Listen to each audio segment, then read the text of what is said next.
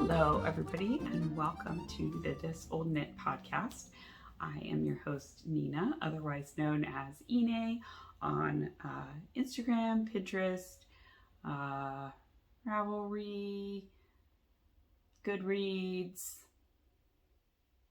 pretty much all the online spaces. It is May 2nd, Monday, and I've been away for all of April, so I wanted to come and spend some time with all of you.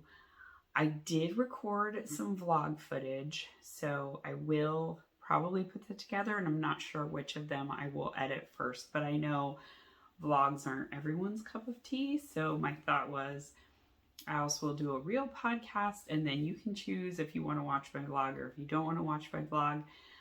So for those that don't know or don't follow me on social media, I was sick with bronchitis for about 3 weeks in April, and it also made my youngest son, like I have more than one, my son and my daughter both sick as well for much less time than me. So Joshua was sick for about a week, and then Megan was sick for, I don't know, like 3 or 4 days. But it hit me hard, and I hadn't really been sick since the beginning of the pandemic, and I think it is no coincidence that it corresponded with the kids not masking anymore, so they no longer mask at their school. We had them go an extra 2 weeks after everyone else stopped masking, and my thought was then everybody would have gotten sick, but apparently no. While Joshua was out, his teacher said that most of the kids in the class were sick with something. So, you know, we still haven't had any COVID yet. Knock on wood that will continue to stay true. But yeah, it still was no walk in the park. So I read a ton of books in April because there was a point there where all I could do was lay in bed and like move this much of my finger on the Kindle screens. I read a lot of Kindle Unlimited books, and I listened to audiobooks. I listened to the 4 that I can borrow from the library, and one of them I actually listened to twice because it was really good. And I'm listening to more from the series by that same narrator. So I'll talk about that a little bit later in the podcast. But I did want to come back and say I'm fine. I'm mostly better. My voice does still kind of crackle in and out. So if it does that, my apologies. I can't do anything about it. Last night I was reading to Megwood at bedtime, and yeah, my voice sounded horrible, like really dry and crackly. So anyway, it's getting better, but I completely lost it. For about a week, I lost my voice, fully. So I could just whisper and then it kind of cut in and out. So it's still healing. But yeah, so happy May to everyone. The person who won the yarn in the last full podcast episode never contacted me. I need to redraw for that. And then also, I guess that was 2 podcasts ago, but I announced it in the last podcast. And then I said I was going to do another giveaway in the last podcast for 2 copies of patterns from Tyne, who is the Cleverest Stitch on Instagram. And yeah, so I need to draw for those. So I think what I'm going to do is I'm going to record just a separate short video with those winners and announce it. So for those who don't remember, it was a skein of Bull and Vine yarns on her footsie base. It is the cinematic colorway, so it's like a sage green with some speckles of a blood red on it, and also some kind of like olivey brown tones as well. It's really pretty knit up.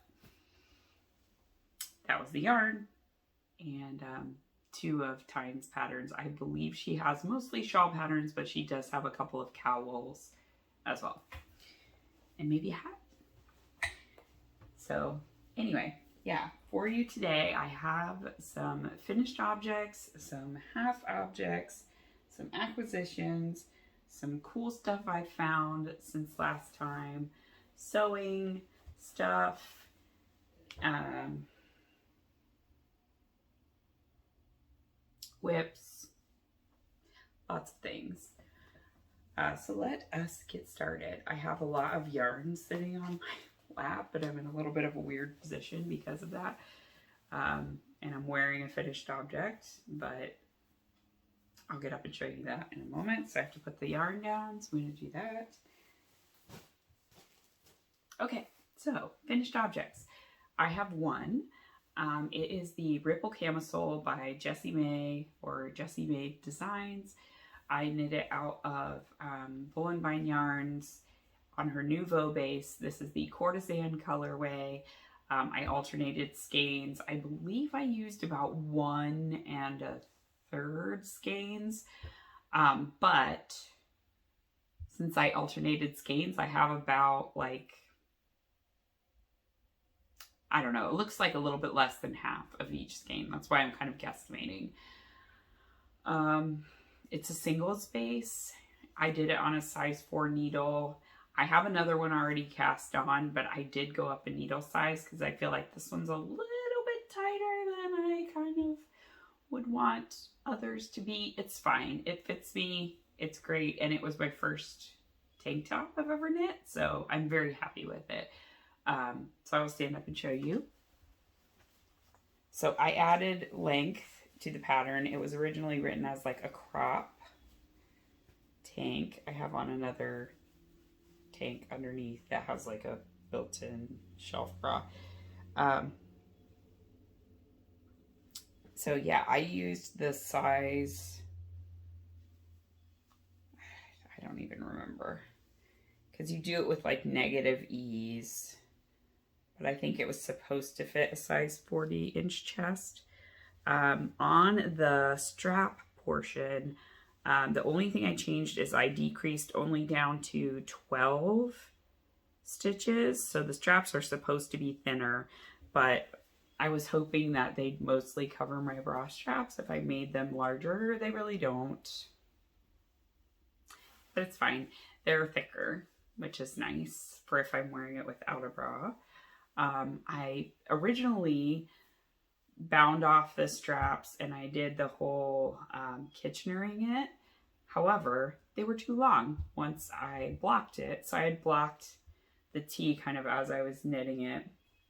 And then when I got to the strap portion, finished it off. I was like, okay, I'm going to wash and block the whole thing. I did that. I put it on.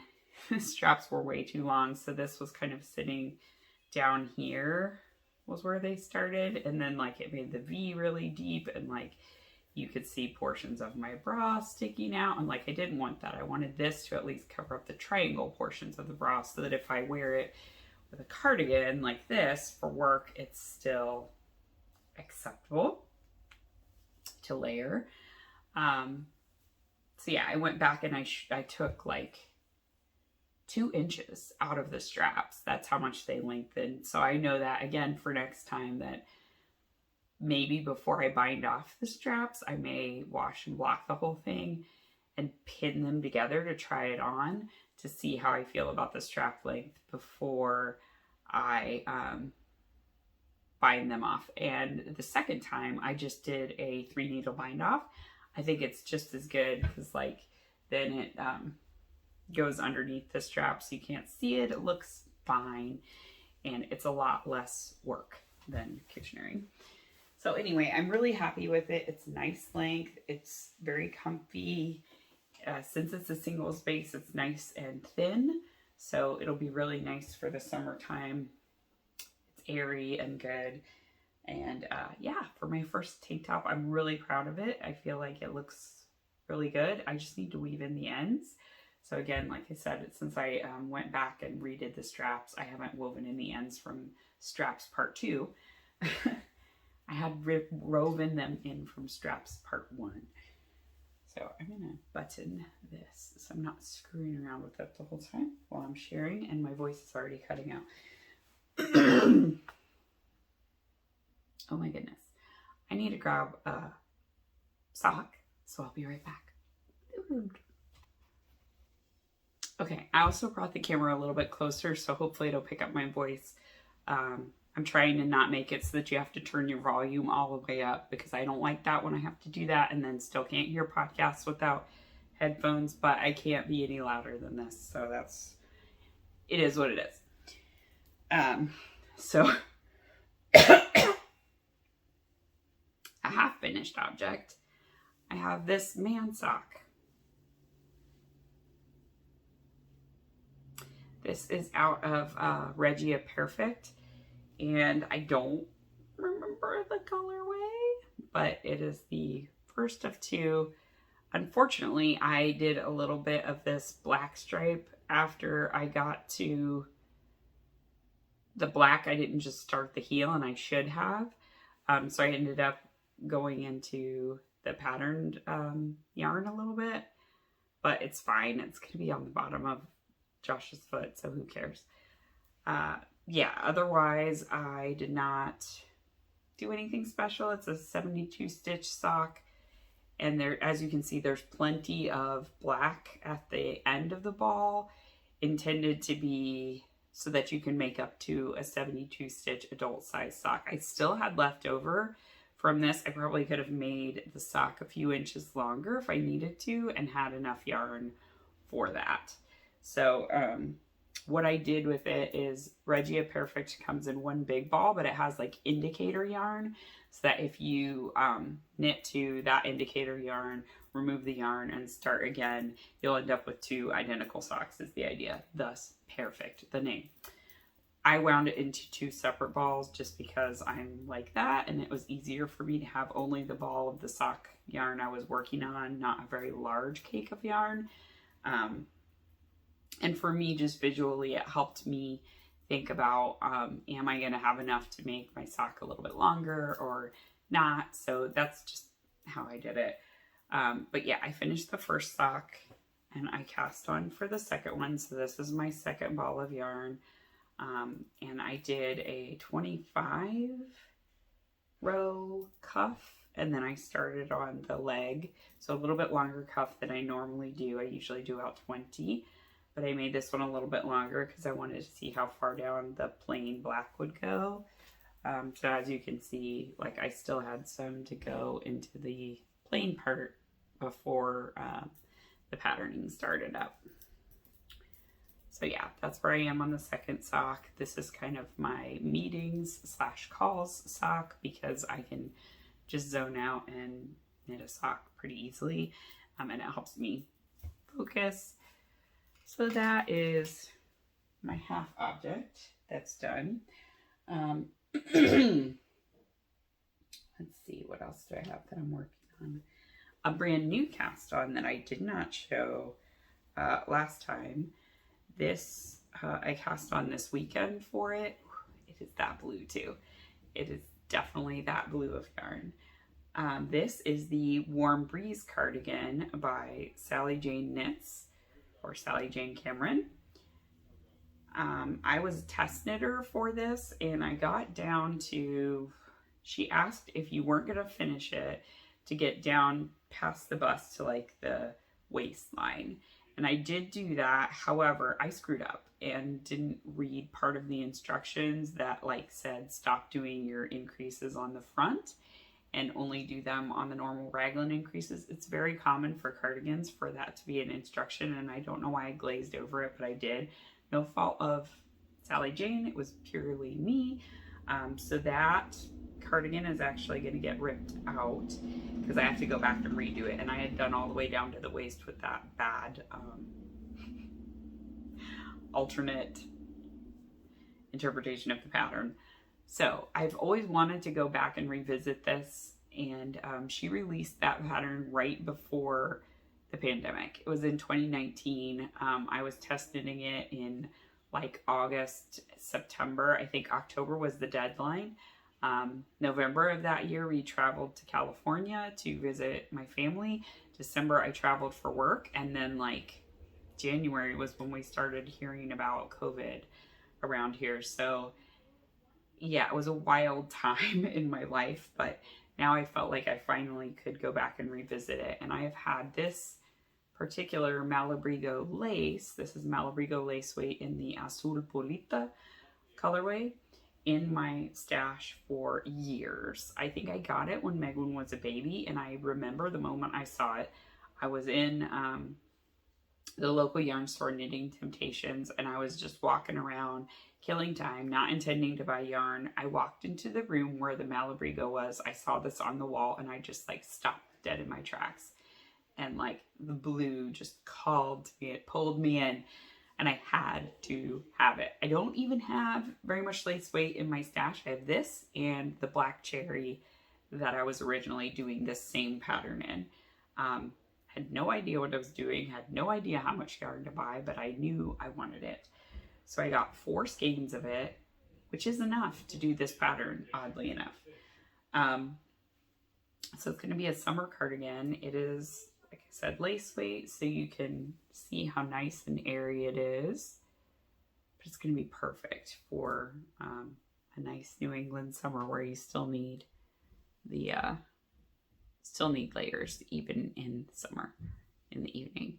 So there's this really cute detail on the sleeve. There's some texture.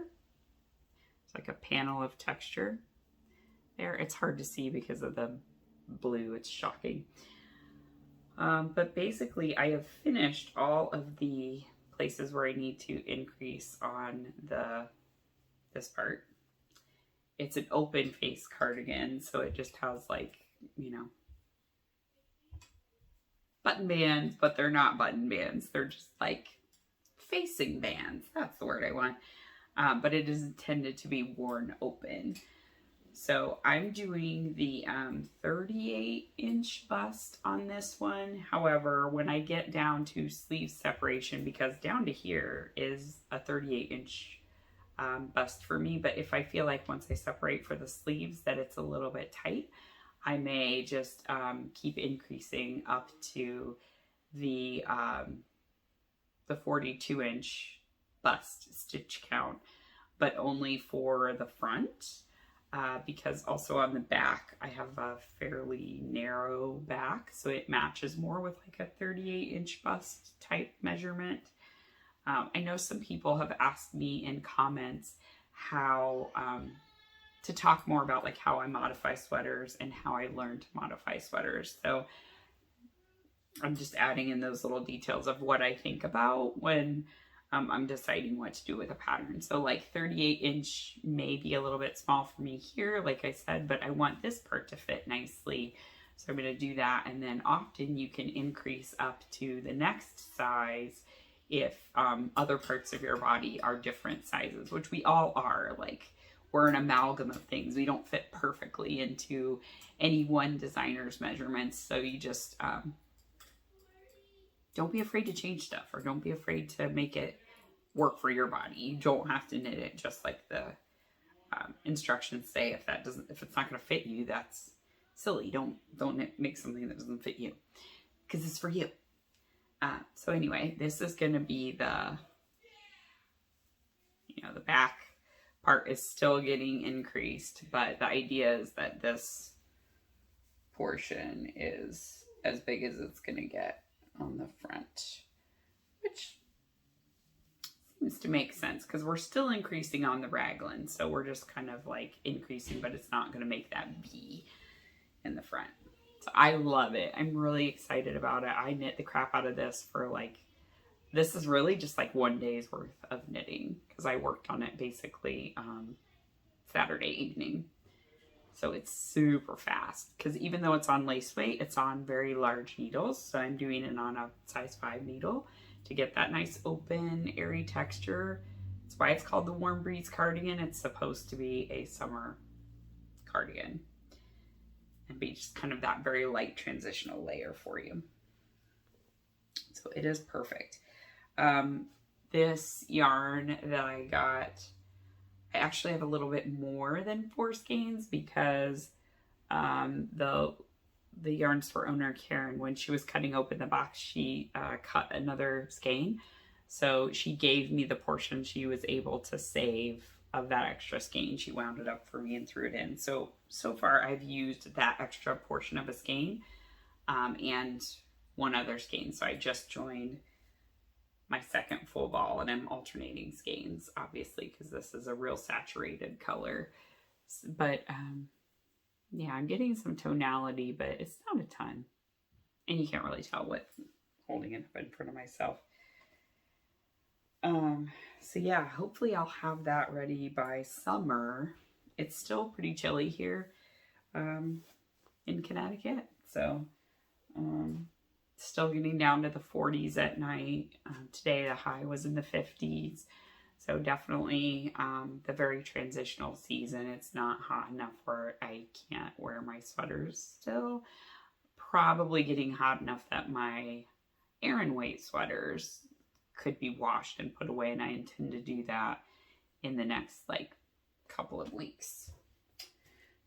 Let's see, another new cast on is this one that's twisted up with this other sock. Okay, this is a pair of socks for Joshua, and it is just I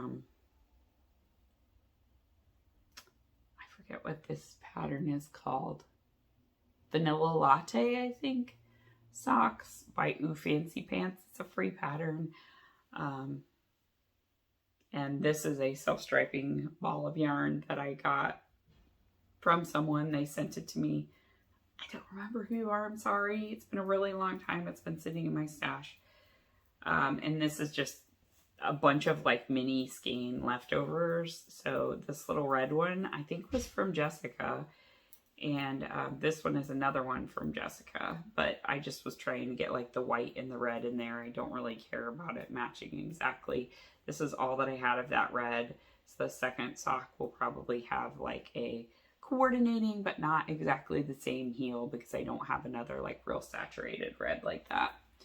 But I love how it's turning out. He said he wanted some more long socks, so this one is going to be a longer leg. If I had been smart, I probably would have been working on these because his birthday is next week, and they would have been a good birthday gift, but alas, I did not think of that. So they will not be ready for his birthday, and I'm not going to be mad about that. The charm is from Charmed and Dangerous. This was one of her clubs. I think it was the one for February. It was all like candies and stuff. So it's a little lemon drop. They're cute. And then I think this is my last sock whip. I've showed that I finished my first sock from the Gumi 50 yarn that my mom gifted me for my birthday many years ago. I did cast on the second one. I had to find more sock needles. My sock needles all went on some journey together, and I don't know where they are because I don't have that many socks on the needles right now. I should have more free needles, but I don't. I don't know where they are. So that's the second sock. It's not very interesting. I'm on a bunch of cuffs, which everything right now that I'm knitting is ribbing.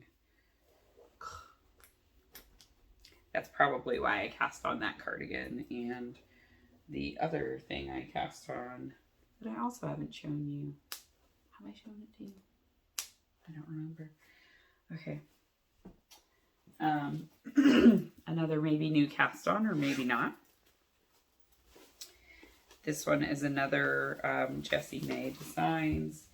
It is the Cozy Classic Light, which I've had that pattern in my library for a while, and I've wanted to knit it. This was purely just a stash inspiration. I talked about it on the vlog. That's why I feel like I've said something in a yarny introduction type way. But I haven't talked about it in a real podcast. So there you go. These two skeins were put away next to each other, and I thought, man, they would make a really great striped tee, but I only have 2 skeins of yarn, so it'd have to be short sleeved. What could I do? And I thought I could knit a Cozy Classic Light, but make it short sleeved And then I could play around with the fit and then do a long sleeve version, which I have some yarn I want to do that with right here. It'll be in the acquisition section. So these two skeins I had in my stash. This one is the Yarn at Home Mom, who doesn't dye yarn anymore. I think it's called That's Not Lake Minnetonka. It's Purple Rain reference. So it's purples and blacks and like a light gray. And then what I'm striping it with is this one, which is chromatic yarns in the Chaos Resistance colorway. And I think this is on like her kind of basic sock, which is like BFL and nylon. But it's a really pretty light gray with lots of like neon speckles on it. So anyway, this was a pre-order that I did and got it in 2 months ago. So it did not sit in my stash for very long. I happened to put it away next to that dark purple skein, which has been in my stash for years. So I was glad to find a use for that one. And it is gorgeous. I love it so much. So here you go. That is the back and this is the front. So I've tried it on. It fits really, really nicely. And I love how it looks kind of watercolory because this, the Chaos Resistance has some of those really dark purple and black speckles in it. There are places where it really blends, so the stripes are not as stark as stripes normally are. The Cozy Classic Light is just a real basic, nice raglan with a rounded neck to it. It's a really great shape, and it's knit at a little bit of a looser gauge. So as you can see, I've separated for the sleeves. I'm using these knitting barber cords that Sue gifted to me. They're the kind of shorter length ones. I do like them for putting sleeves on because I don't have to have scrap yarn. So yeah, I think I'm at the point now where I may do some waist decreases, but I'm not completely convinced I want to do waist decreases yet, and I'm not sure. So yeah, but as I said, it fits very nicely. I am using a Progress Keeper from Little Bitty Delights on it. Why? Of course, it's not going to cooperate. It's a latte and it's got a little heart in it. Yeah, I think I'm knitting this on a size 5 needle. That's mostly what I knit my fingering weight sweaters on. And yeah, like I've tried it on and it's perfect. Really am looking forward to this sweater. And I think where the where the sleeve is hitting, what I'm going to do is I'm going to pick it up and either I will do 2 more stripes and then do a cuff, or I will pick it up and immediately start the cuff, because I think I finished right where you would start with the purple. I should be able to tell. Yes, because then my stitches that I created the underarm cast on with are purple. So yeah, I would be going right into the purple stripe. So when I tried it on, I kind of think it'd be really great cap sleeves where it is. So I may just like pick up and immediately do some ribbing. So if I feel like I want to really see how it's going to come together, or I need a break from the body, I might just like do that. Just like go ahead and get those sleeves done so that when I'm done with the body, I'm done with the tee. And then I can pop it on and wear it everywhere, which I will. I also bought a bunch of like little knit shorts that I can wear either as pajama shorts or as like shorts out in the world. They're like drawstring ones, and one of them is this light gray, so it'll be kind of perfect together. I don't have my Ada hair on my lip. It's stuck in my lip gloss. Pure problems. Yeah, I love it so much.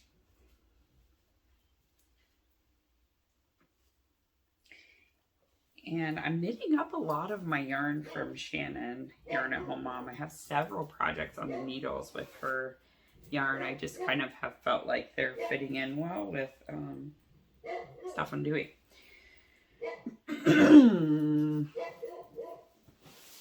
Oh god, that's a load bearing skein or load bearing project bag. God. Okay. The last thing? Yeah, that's the last thing on my needles. Last thing on my needles is a second ripple camisole. This one is out of the Yarn at Home Mom in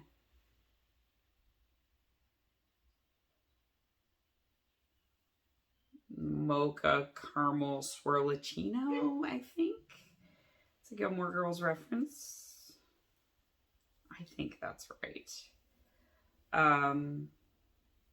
These are two very different colorways of the same, or very different dye lots of the same colorway. So this was part of her Gilmore Girls club, and you got one full skein of yarn every month for 12 months. It's kind of stuck on itself, and I don't know why it's stuck on itself right now. Okay, so I only had one skein of it, but I knew I wanted to make something bigger out of it. And Jilly,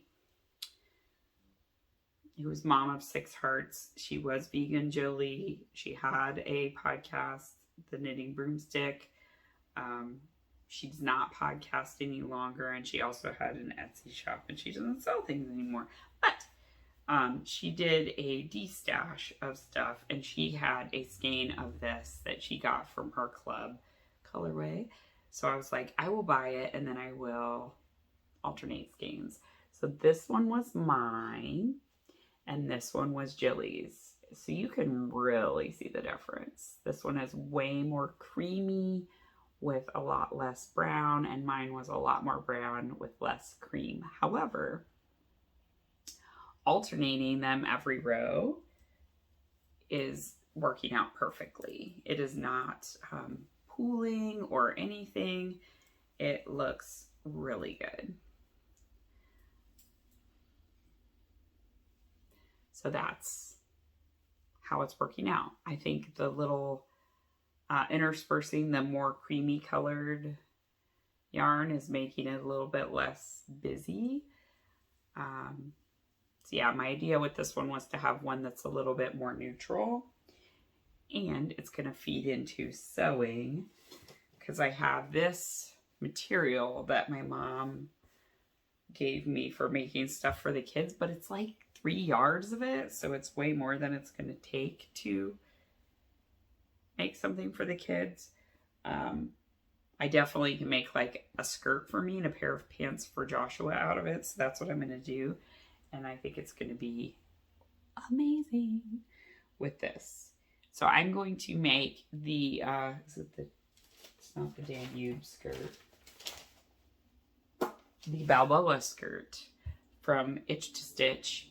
It's what's referred to as a broom skirt. So it's like 3 tiers of gathered skirt and just kind of like flowy and stuff. So I think that's going to be really pretty with a ripple camisole. This one I'm going to make the straps even wider.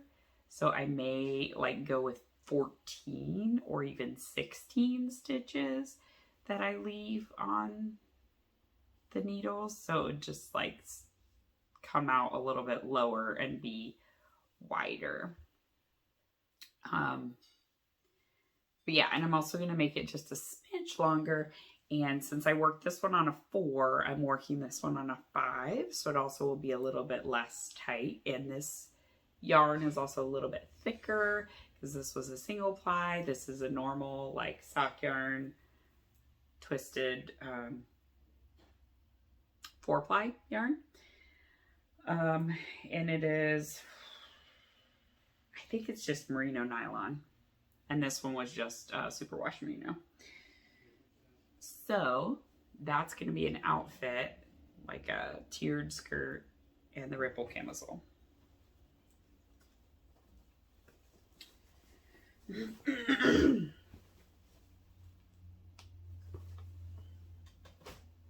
That is all my whips. As I said, I'm going to make a skirt out of this. So that kind of walks me into pattern printing. So I purchased these from Oliver and S was having a pattern closeout. They're not going to carry printed patterns anymore. I really love their kid patterns, and I love the printed versions. Because they're just like really, they were well made on like nice thick paper, and the instruction booklets are really good. I don't like PDF patterns. I don't like them. However, Itch to Stitch had some good PDF only patterns, so I did buy a couple. I bought the Balboa skirt, which is like, there's multiple different views and variations. There's like the 3-tiered skirt, there's 2 tiers, there's 1 tier, there's like a ruffle in the back version, there's one that's kind of asymmetrical on the hem. And then I bought the Danube skirt, which is a jean skirt, so it's kind of a longer knee-length jean skirt with like long slits up the sides. And I just really thought they were so pretty. So I was like, fine, I will cut and tape. I will accept this. But then I remembered I follow a person on Instagram who does copy printing for PDF patterns. And so I was like, well, this is a perfect opportunity to try out her services and see what I think. So her personal Instagram is Made by Laquana. And then her Etsy shop is Blue Cup Shop. And she's got a link in her profile from Made by Laquana, or she also has a Blue Cup Shop Instagram as well. So it's bluecupshop.etsy.com. And most PDF patterns, I think, now have like a larger version for if you want to take it to Kinko's or whatever, or Staples, and get it printed. So I had those files for both of these, and she charges a very reasonable price per page. You can get the instruction manual, and that's a different charge per page than for the patterns themselves. I have a tablet / e-reader, so I didn't feel the need to print the instruction books, because I think I can just have those pulled up on my tablet sitting next to the sewing machine, and I can flick through them as I need to. Plus the Balboa skirt, because it had so many variations. The instruction booklet was like a lot of pages, like 60 pages. It was sort of a little bit too much. So I was like, I'm not printing that. Ugh, that would be nuts. So it's fine. And I wouldn't have needed them all, and I didn't know which version I was going to do at the time. So anyway, I had this one, which was 5 pages, all printed, and you can choose which layers you get printed. So for these, I actually fit within one size, but often I will grade between sizes. And again, that's really hard to do if you cut and tape together PDF pattern pieces. So I usually have to cut and tape the largest size and then do my grading after. But this way, she can print the layers for you, but you can see it all together. So that it skips a lot of steps. So anyway, this was 5 pages, and the Danube skirt was only 1 page.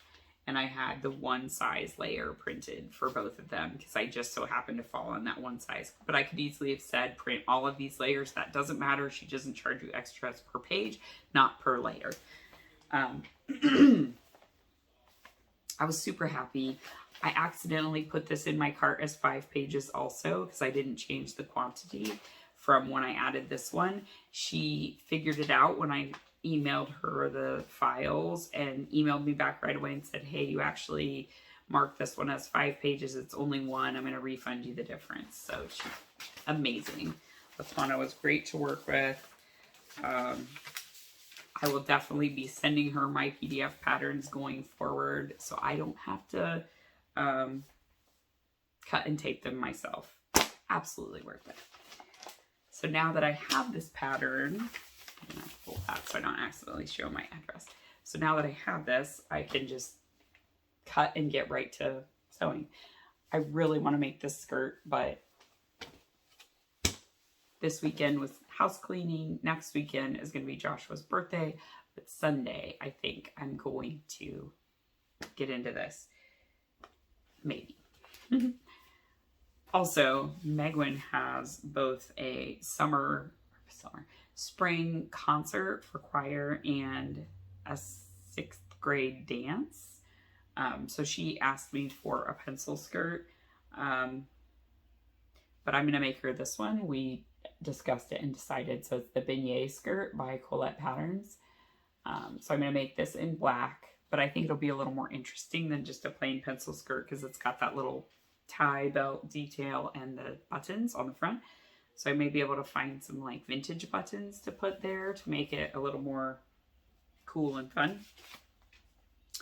And then we're going to make like this shell, but I need to go get some slinky red fabric because she wants it to be red, maybe with black polka dots, but we'll see what they have at Affordable Fabrics, or if I can find red velvet. I think that would also be really pretty as well to do like a stretch velvet red top. Either one will do. So that probably has to happen first, but I don't have the date yet for either of those events, so I don't know when they have to happen for.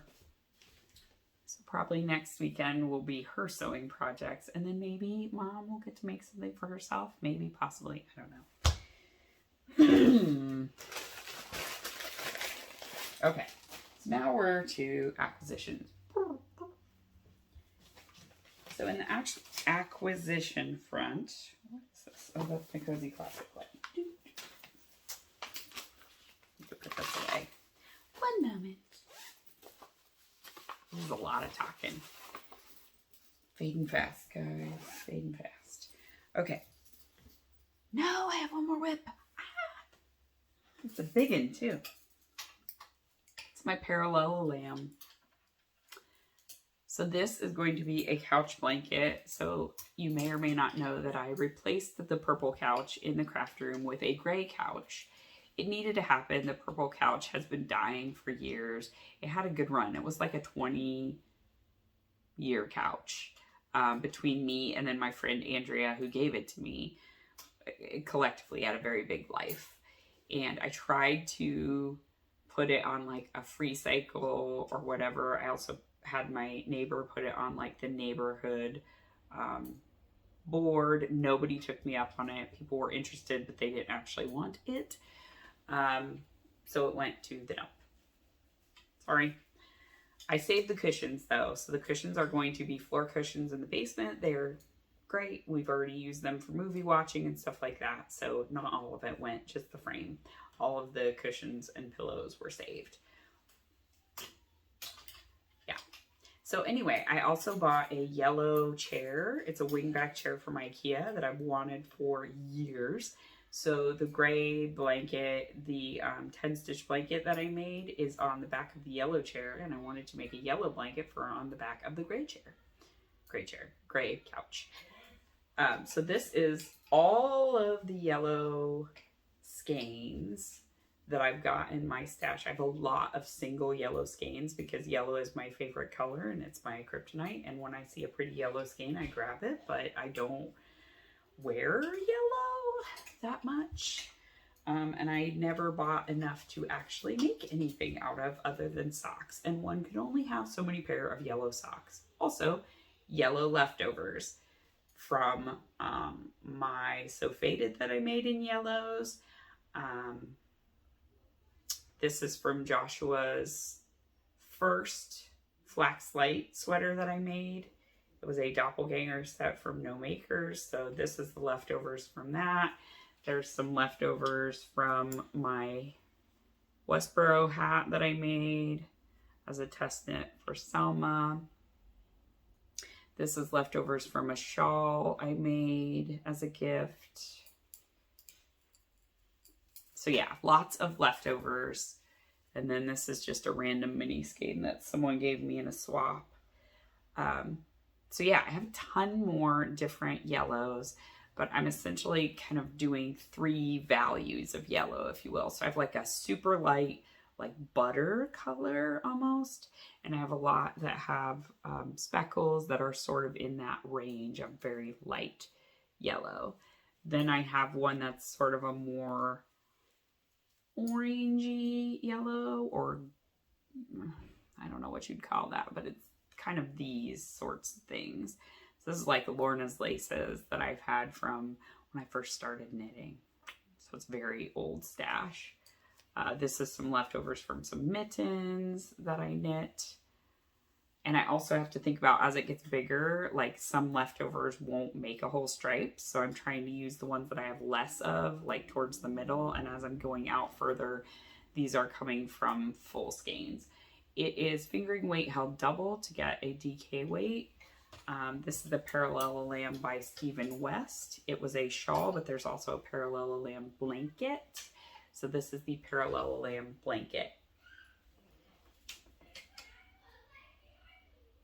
You can see it's a parallelogram. Yes, it is. So yeah, I wound up 3 more different single yellow skeins yesterday. One of them was one I got in a swap from DMA Wunker on Instagram. It was the BIPOC swap and Mao. One a viewer had sent in to me, and then one I bought from No Makers years ago. It's a bird pooped on my swing set, so it's like yellow with white and brown, I guess, kind of.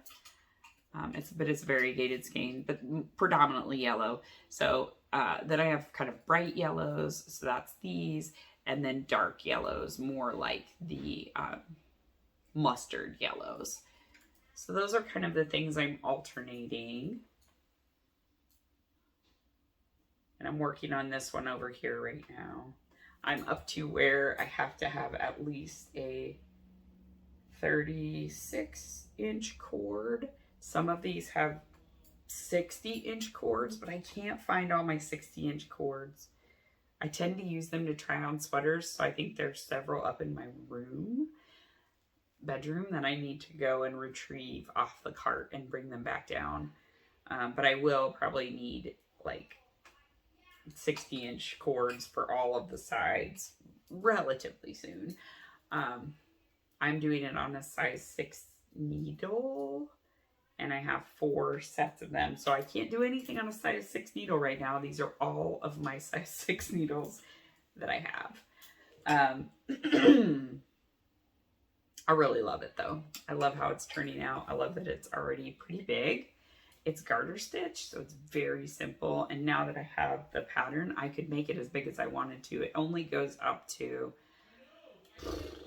like a twin size blanket, but it's very easy to adapt and move around. The one thing I would suggest, if you do it, it doesn't say it in the pattern, but I got very confused on what was side A, B, C, and D. And because of making this parallelogram shape, you have to use different decreases to force the lean of the sides. So I took 4 different colors of the interlocking stitch markers. I mean, these are everywhere, but I got mine from Knit Picks. So I have a purple, a green, an orange, and a lavender. And I marked it on my pattern. I have written like side A, B, C, D. I put purple, lavender, orange, and green. And the other thing I do is when I complete a side, I move the marker up onto that stripe. And I don't move it up until I do, because I also got confused about where am I in the pattern. So you can see this one is like 2 back because I just started doing that now that it's bigger. So I'm going to move it up to here when I'm done with this stripe, and then I'll have this one will be the final one, and then I'll start again. So anyway, that's the method to my madness. It is really cool, and it's going to be super hard to show really fast because of the weird shape, but it's neat. Right? It's really cool. Gabby sent me some yellow yarn, and I think I'm going to save that. It has an applied I-cord border. I think I'm going to save that nice bright yellow for the applied I-cord border, depending on how much it needs. So I need to look on the pattern for how much that Stephen West says you need, and see if those 3 full skeins are going to be enough. If they're not, then I'll work it into the blanket somewhere else, and I'll figure it out for the applied I-cord border. But I would like the I-cord border to be all one color. So either really bright yellow or maybe one of the like real pale ones, because I have a lot of super pale yellow with speckles. So maybe that'll tie it together. Also, I have the least of the mustardy yellows, but I hope I have enough dark-ish yellows to keep the at least 3 values of yellow going, because I tried not to have like all the way around being 1 value of yellow, just to break it up some. So anyway, that's what I'm doing. It's a lot of fun. This is a really fun project. Okay, now acquisitions. And I gotta be quick because I've been in here for a while. So I teased with this a little bit earlier, but this is gonna be a Cozy Classic Light. This is the Wicked Seeds collection for April. It is Daffodil. It's from Plies and Hellhounds. It's got some golds and rust colors, and like it's all dyed on the merino yak silk base, so it has that warm tone underneath that yak yarn has. It's like a brownish gray as the base, so that's what's causing that other color. So anyway, Daffodil, and it's going to be a Cozy Classic Light with long sleeves. She also dyed Crescent City 2 yarn, and I loved Crescent City 2 House of Sky and Blood? House of Earth and Sky, sorry. House of Earth and Sky. Loved it so much. These are night and day. This is night, this is day. Agent Night is Rune Danan. Agent Day, I'm not going to spoil it for you if you haven't read the book yet. It gets revealed later on in the book. So these are going to be a colorwork project together. There's a pair of colorwork fingerless mitts that have like moons and stars on them. And there's like an eye on the palm. I'm going to do those. It's the same designer who does the Raven Queen. Jack Attacking. JAC Attacking is her Instagram handle. And she has a lot of really good stuff. She just released a pattern with seahorses too. But yeah, the moon and star one is one of her older designs. But yeah, I'll make those fingerless mitts, and then the rest of the yellow will go into my blanket. So it's one of those buttery yellows. Not super buttery yellow, I guess. It's those orangey yellows. And this is on her Marie Cutie base. So, Gabby always gets me with the special colors. I love them. And then this weekend I went to Connecticut Sheep and Wool. It's the first year that they've held it since the pandemic. So the last time I had been to it was in 2019. So I got 3 skeins of yarn from Shirsty Cat Designs. This is called Heart of the Witch. So it's a very earthy purple. Oh, it's so good. So good. I don't know what it's going to be, but it will be a sweater of some sort. I justify this by I can wear sweaters 90% of the year. It's May and I'm still wearing mohair sweaters, and I can still wear my worsted weight sweaters. So one can never have too many sweaters in Connecticut. I wear them every day. I wear a hand knit sweater and I love it. So yeah, Heart of the Witch. So beautiful. I don't have a lot of Shirsty Cat designs. I have one other set of yarn and it's for Megwin. So it's a skein of, or it's 2 skeins of this kind of bright red. And I'm going to make her a ripple camisole as well. She wants one. So I'm going to make one for her to wear over the summer and stuff for a nice, like, cool, throw it on type thing. Yeah. So I got those. Then I got this skein from Gabby from her spring break collection. This is Deny This. It's like a smoky gray. It's on the Marie Cutie base. This is going to be socks for Josh. He loves his Corriedale socks. I've made one pair for him and he loves them, so he needs more of those because they're real durable. And this is a second skein of Love Pyramus on the Isaac base, which is a Polworth base. I have one skein of this already from the Plies and Pages book box.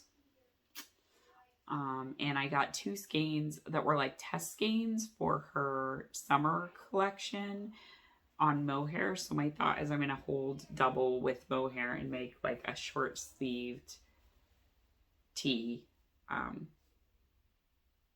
of some sort, or a short sleeve sweater. In my brain, it has a little bit of a puffy sleeve, and I'm imagining like the fuzzy Marilyn Monroe sweater that she wore in one of her movies that was like a periwinkle blue, but mine's going to be like a super light green. So that's my thought. I've wanted one for a long time. So that's what this is going to be. And it helps me do something with that other skein and the 2 skeins of mohair that I got over Christmas. It's when she had like her grab bags where you could get like a skein of yarn and it was wrapped. So they were her Belschnickel packages. So yeah. So that's what that's going to go be with its friends. Excuse me. And then I got some ephemera on Chunky Tweed. This is going to be an Avena sweater, which is a Jennifer Steingass pattern. I have the brown in the same base, so I'm going to use that for it. It's got like little shocks of wheat that kind of curve around the yoke. So it's going to be, the base will be this beautiful Chunky Tweed. I've loved this since she brought out the Chunky Tweed. As I smack myself in the head, the ephemera was the one color that I wanted that I didn't get in that base. So now I did. She didn't have quite enough for me to have a sweater, but she's going to dye me one more skein of it. But I went ahead and took the ones that she had at the show. So that is that. It's just a real pretty like cream with subtle like tan bits to it. It's gorgeous. I love a good oatmeal. So that was everything that was yarn related from Connecticut Sheep and Wool. There's also a maple farm called Justimere Tree Farm. They come to several of the local shows, and I always get stuff from them because they have maple candy and other maple products. So I got maple candies for the family, a maple syrup jug. They have spice that's like an umami kind of spice, but like sweet and savory. So it's like garlic plus maple plus pepper and other stuff. It's really good on toast, especially avocado toast. It's just amazing. And fish and that kind of stuff. So I got a jar of that and package of maple hot chocolate, which I'm excited to have some of. I might have some this evening because it's, as I said, it's pretty cold. So yeah, it'll be nice to have a little cup of hot cocoa. And then thrummed mittens. So there's a vendor there that sells like knitted thrummed mittens, and they're really inexpensive. So it's two older ladies and they just enjoy knitting them. So I got a pair for each of the kids. They were like $30 a piece. But they had pairs that Joshua's grown out of his that I bought in 2019. And then he is using the ones that I had bought for Megwin at that time. Hers were like gray with purple thrums, but they're starting to be too small on him. So I got two of the adult small sizes. One is black with red thrums and one is blue with like blue variegated thrums. So they'll probably both wear both pairs of them, but I can't knit everything for everyone. They love thrummed mittens, so this saves me some knitting. And then like I will knit a new pair for Josh and me to like share, but the kids are then taken care of. So that was everything I got at Connecticut Sheep and Wool. It was fun. I hung out for a little while with Gabby and Jake, who's her husband. But I had to come home to move one of our fruit trees. So yeah.